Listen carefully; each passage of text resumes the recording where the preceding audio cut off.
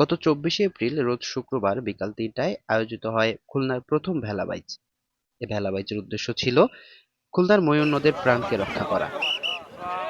জনসাধারণ খুলনার এবং নীতি নির্ধারণ মহলের লোকজন এখানে আসবে এবং তারা সচক্ষে দেখবে এই নদীর পানি দূষিত কতটা হয়েছে এবং কত খারাপ অবস্থা, এবং দখল করার কারণে এই নদী দখল করার কারণে কীভাবে এই নদীটি ধীরে ধীরে নষ্ট হয়ে যাচ্ছে এবং নাব্যতা নষ্ট হচ্ছে।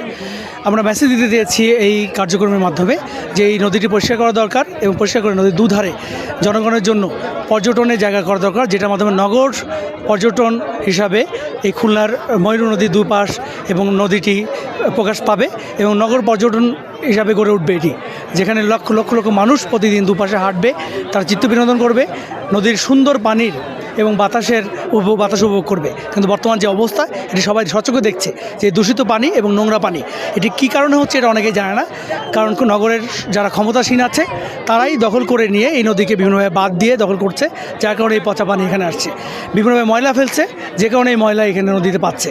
এখানে মাছ নেই, মানুষও মাছতে পারে না, যে কারণে আমরা চাই এর পরিবর্তন। হেলথ সিটি ফোরাম, সিয়াম সহ বিভিন্ন সংস্থা যে আমরা আয়োজন করেছি এই ভিন্নধর্মী মেসেজটি দেওয়ার জন্য।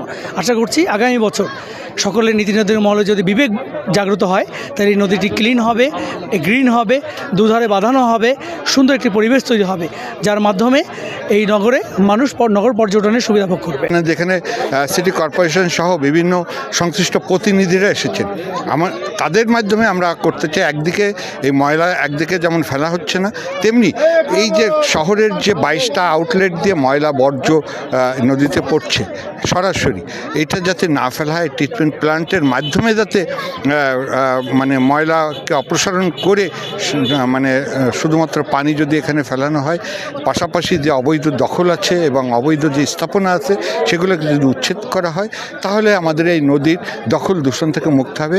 একটা সুন্দর একটা প্রবাহমান নদী হিসেবে আমরা হয়তো এটাকে প্রতিষ্ঠিত করতে পারবো। আজকে ফার্স্ট খুলনা গোয়ালনামারির পচা নদী, যেই নদীকে রক্ষার উদ্দেশ্যে আমরা আজকের এই আয়োজন, যে আয়োজনের মাধ্যমে মানুষকে সচেতন করা হচ্ছে যে নদী না বাঁচলে কিছুদিন পর আমাদেরও বাঁচার সম্ভাবনা নাই, কারণ প্রচুর মশা তৈরি হয়, এখানে দুর্গন্ধ, এখানে পানির প্রবাহ নাই, সেক্ষেত্রে প্রচুর পরিমাণের আবর্জনা এখানে তৈরি হয়। এতে আমাদের খুলনাবাসী এবং আমাদের খুলনার আশপাশে দুটো ইউনিয়ন উপজেলা আছে, বুড়ুমুড়িয়া, বটিয়াঘাটা, সবারই এই পানিটি চলাচলের এই গোয়ালনামারি ব্রিজ, গোয়ালনামারি নদী টোটালটাই নষ্টের পথে। এই ভেলা প্রতিযোগিতা এটা হলো একটা আমাদের প্রতিবাদের একটা অংশ।